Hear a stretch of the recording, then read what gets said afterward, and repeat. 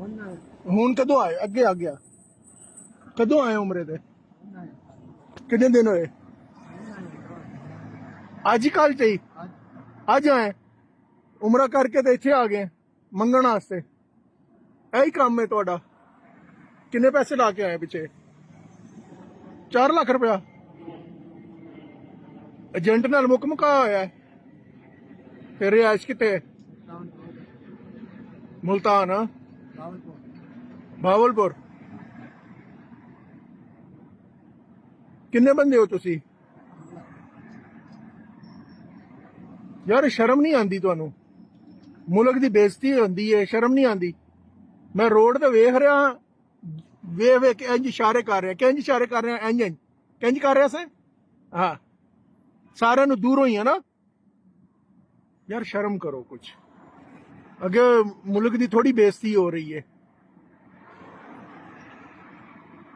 तो वापस कदों जाना है? वापस कदों जाना है?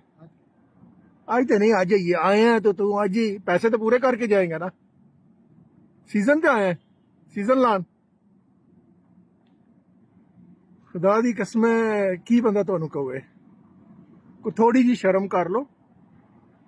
हर पासों मुल्क दी बदनामी करा रहे हो। दोबारा मैं इत्थे ना वेखा, मनी तो पुलिस नू बुला के ना तो फड़वा देना फिर, ठीक है?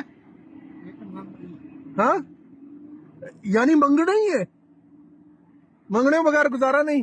अल्लाह भाई जी अब बताएं जी, आप क्या करें हम? उधर पाकिस्तान भी मंगदा से। हाँ तुसी प्रोफेशनल मंगण वाले हो। अल्लाह ही मालक है जी तुहाडा, को थोड़ा जिहा ख्याल कर लो।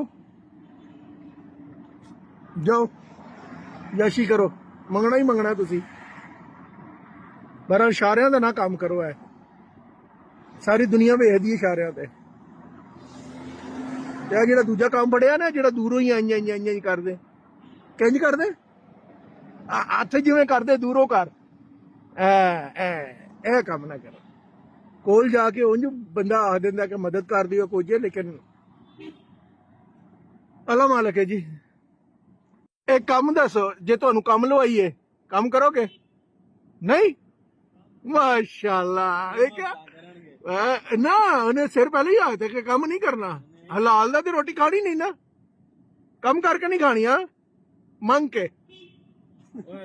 अच्छा मुझे बहुत सारे लोग इधर कमेंट्स में आके कहते हैं कि आप भी ये ऐसा काम ना करें, इससे बदनामी होती है, ये होता है वो होता है। भाई मैं लाजमी इस चीज़ की निशानदेही करता रहूँगा और दिखाता रहूँगा ये चीज़ें कि ये लोग यहाँ पे आते किस काम में और करते क्या हैं। ये प्रोफेशनल बैगर्स हैं। आपने देख लिया, वो खुद माना है कि हम लोग यही काम करते हैं पाकिस्तान में भी और यहाँ पे भी आके यही। तो कहना ये चाहता हूँ कि इनकी हेल्प ना किया करें, ये लोग इस चीज़ के मुस्तहिक नहीं हैं। आप लोग अगर अपने दाएं बाएं देखें, पड़ोस में देखें, रिश्तेदारों में देखें, कहीं पे बहुत सारे ज़रूरतमंद आपको नज़र आएंगे। प्लीज़ उनकी मदद करें, ये लोग इस चीज़ के मुस्तहिक नहीं हैं। और मेरा यह बिल्कुल मकसद नहीं है कि मैं अपने पाकिस्तान की बदनामी का बायस बनूं, लेकिन यकीन करें दिल दुखता है जब ये देखते हैं ना ये हरकतें। मैं एक चीज़ कहना चाहता हूँ कि हम लोग जितनी मेहनत करते हैं ना और यही कोशिश करते हैं कि हमारे मुल्क का नाम रोशन हो, नाम ख़राब ना हो, सारे परदेसी यही चाहते हैं, मेहनत करते हैं, हलाल की खाते हैं, लेकिन इस जैसे लोग जो हैं आते हैं। अच्छा ये लोग अब जो है ये ग्रुप आए हुए माफिया पूरा, और ये लोग अब सीज़न लगाने के लिए आए, रमज़ान का सीज़न लगा के फिर ये जाएंगे। तो प्लीज़ ऐसे लोगों की हेल्प ना करें।